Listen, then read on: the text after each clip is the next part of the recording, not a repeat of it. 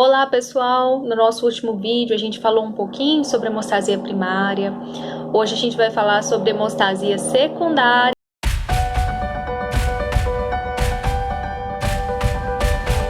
Então vamos começar pensando o seguinte: o que é a hemostasia secundária? Lembra lá da hemostasia primária, quando eu falei para vocês que ela era uma hemostasia que não era tão estável? Por quê? Lembra quando a gente faz um corte? Esse corte, se a gente apertar por um tempo, para de sangrar, mas depois, se a gente apertar de novo, ele volta a sangrar. O tampão plaquetário, lembra que é nosso principal objetivo no final da hemostasia primária? O tampão plaquetário, ele não vai ser suficiente sozinho para conter o sangramento. Então, a gente precisa da hemostasia secundária também. E lembra que eu falei que era um tipo de hemostasia que não era tão estável? Essa hemostasia secundária, ela vem para conferir essa estabilidade a esse coágulo, correto? Então, o que a gente tem que pensar?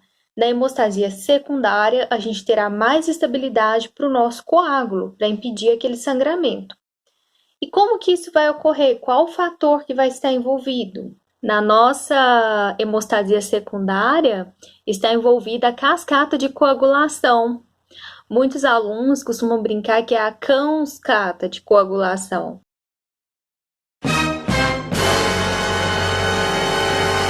Sem pânico, a gente vai conseguir compreender melhor, tá bom? Não tem nada de cascata, não. A cascata, no final, ela tem a formação de um coágulo de fibrina, e essa fibrina, ela vai formar uma rede. E o que tem nessa rede? A gente tem plaquetas nessa rede, hemácias, vários componentes que vão conferir essa estabilidade desse coágulo, certo? Vamos voltar então à nossa cascata de coagulação.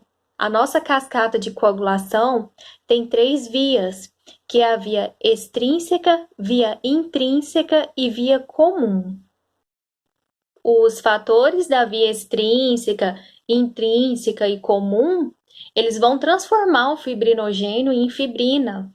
E essa fibrina é um coágulo mais forte, ela vai formar um coágulo mais forte. Então, na nossa hemostasia secundária, a gente tem a estabilização daquele coágulo que foi formado lá na primária, que era aquele coágulo mais fraquinho. E aí, como que a gente vai avaliar um paciente que está com alguma deficiência na hemostasia secundária?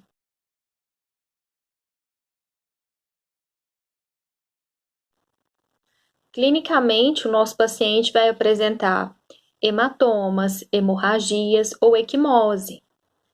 Na clínica, a gente ainda pode fazer alguns testes para verificar essa deficiência na hemostasia secundária.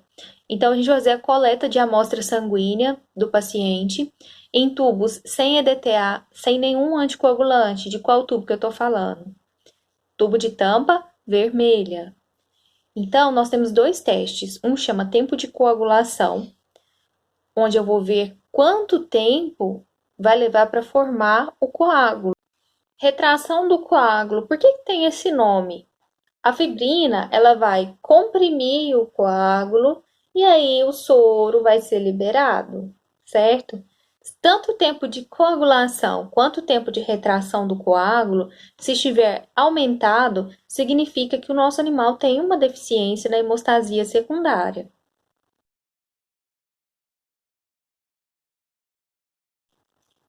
Chegamos no laboratório, tem 2 testes que a gente pode realizar.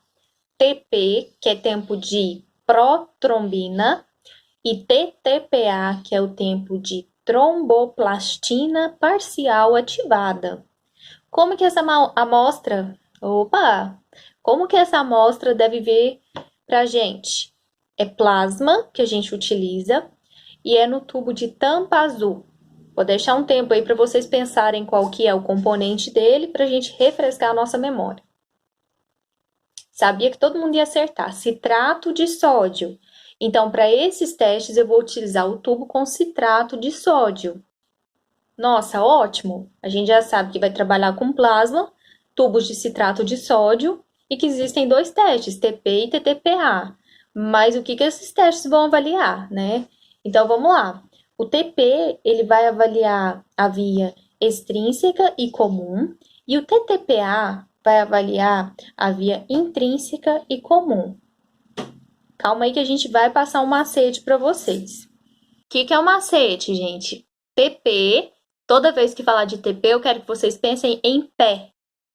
E toda vez que falar de TTPA, em pai.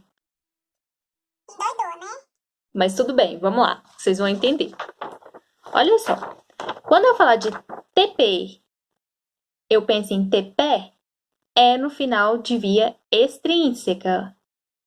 E TTPA, pai, e no final de via intrínseca. Lembrando que ambas vão avaliar também a via comum. Quando a gente tiver deficiência da via intrínseca, quando nós tivermos alteração, em qual teste que é a intrínseca? Eu dou esses tempos aí para vocês memorizarem e responder. TTPA, certo? Então, se o meu TTPA está alterado, eu tenho alteração na via intrínseca ou comum. Quando eu penso em via intrínseca, eu estou pensando nos fatores 8, 9, 11 e 12.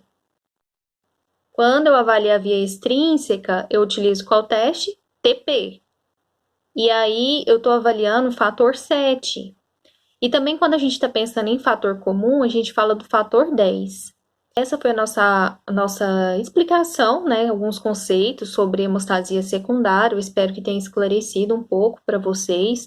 Qualquer dúvida, pode falar aqui nos comentários, sugestões também, ok? Até a próxima!